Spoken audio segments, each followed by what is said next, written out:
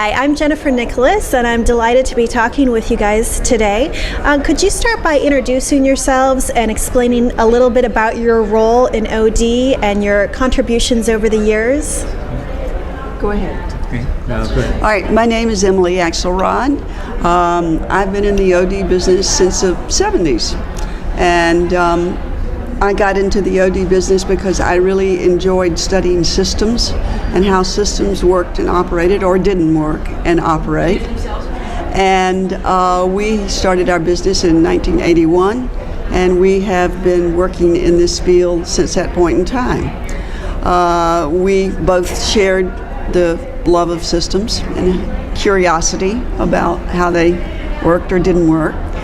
And when we first started, we were doing a lot of socio-tech redesign. It took too long, they told us, so we put more consultants on it, and that still took too long. So finally what we did, as we learned along, we created a method called the conference model, which was an iterative method of redesign, which we worked in that with large groups for quite a while. That was back in the 90s, I believe. And then we became interested in engagement and how people became engaged in the work or not engaged, and how important that was for systems and for productive work to take place. So we worked with engagement. Dick wrote a book about that. And now what we're interested in is meetings, because meetings are kind of the keystone habit of a lot of the work that we do. And there's also a lot of pain about meetings currently. And so not just thinking about basics like agendas and starting on time and all of that, but what's the flow and the conversation that needs to occur in a productive meeting? Thinking about meetings as a factory floor of knowledge work. So that's where we are now. Plus, I do coaching. My background is in education and in social work, so I do a lot of helping people with use of self in their work. Wonderful. Thank you. Not much else to say. I don't believe that. Well, I started out as an internal consultant and was part of the original work with self-directed work teams, and became an external consultant, worked a lot in the whole quality of work life, employee involvement, employee engagement work. And as Emily said, we got into thinking about large groups and how large groups functions, and but now we're back to thinking about small groups and meetings as a fractal of experience. And along the way, we've written 3 books. Terms of engagement, you don't have to do it alone.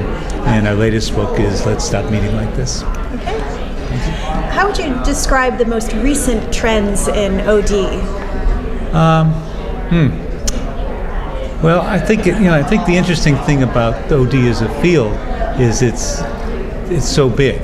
So you can talk about neuroscience as a trend, okay, and the use of neuroscience to inform how we do interventions and how we work. You can look at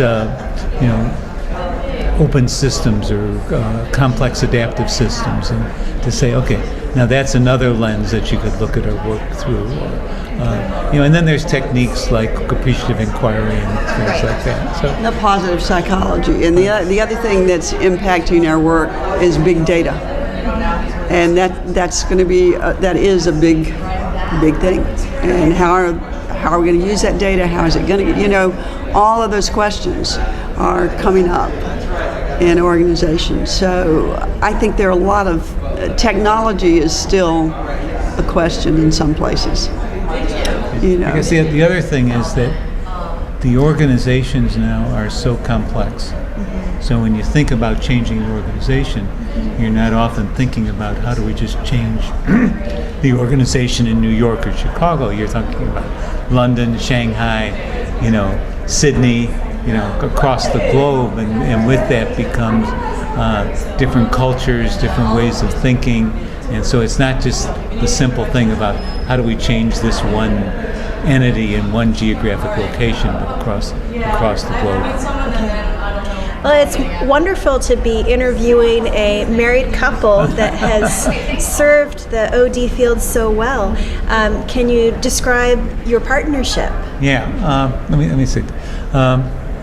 Well, I think first of all we come from different disciplines, and so that helps. I have an MBA, so I come out of business. Emily has a master's in education and social work, and so we combine those kinds of things.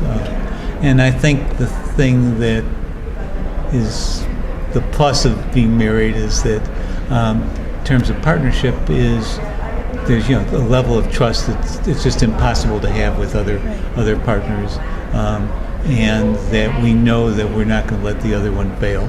Okay, Right. and I think the other secret is we don't always work together. Okay. Okay, that we find ways to work with other partners, which comes back in and refreshes our work together. What advice would you give to someone who is just starting out in this field? I would say learn about yourself. What are your blind spots? What are the things you need to work on? It's the use of self. I think the more we understand ourselves, then we can use ourselves better as instruments. That's what we always tell young folks that are coming into this field. And a lot of people enter this field not necessarily young, but at different levels, age-wise. And some come with knowledge, and some, even at older ages, don't really understand that. So I think that's like a foundation that you need to have to do this kind of work.